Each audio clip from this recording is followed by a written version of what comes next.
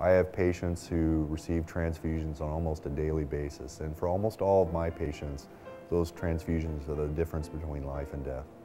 Well, there are a variety of reasons why patients need access to blood, and some of those are fairly obvious. People who are involved in traumas, motor vehicle accident, gunshot wounds, and those are the things that quickly come to mind. But there are a lot of other patients who require transfusions only occasionally, and some patients who require transfusions frequently.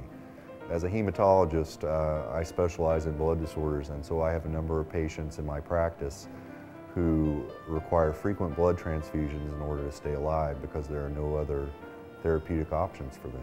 Patients who are being treated for cancer and patients with underlying blood disorders frequently require transfusions as well. There are times where you truly walk the line between having an adequate blood supply and having patients harmed because we've run out.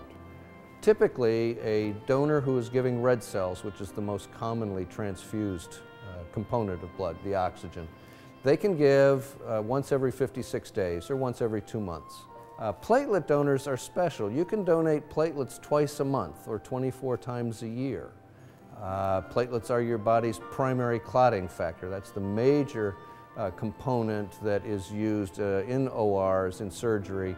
It could delay surgeries by not having enough blood. It could delay a cancer patient's treatment by not having the right platelet at the right time. Erick is a wonderful example of a person who is all about community service.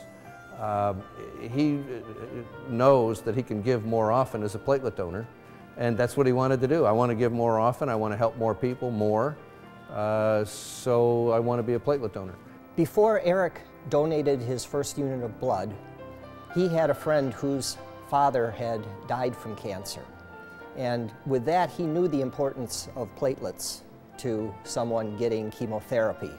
It's very rewarding for a father to see his son take up the same cause that the father finds important. I've been involved with the Central Illinois Community Blood Center for over 20 years. And when Erick came to me and said he wanted to donate, to me, I was seeing that fulfillment that my own boy wanted to do the same things that I was doing. The Blood Center did research, and Erick is the first person to have donated 2 gallons of blood before he graduated from high school.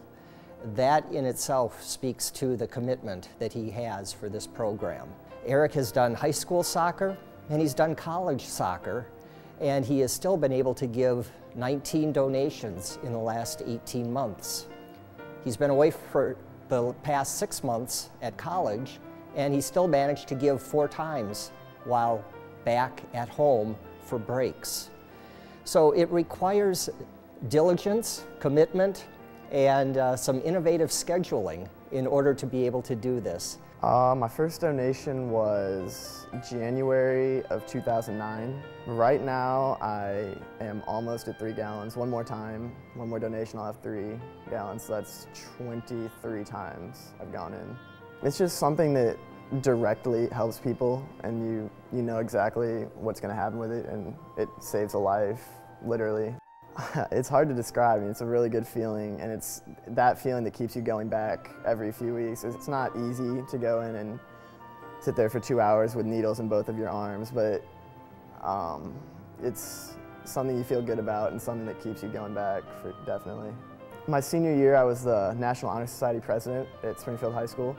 So one of the things I did was I had one of the ladies from the Blood Center come in and talk to people in the National Honor Society about how donating blood worked and how it could help people.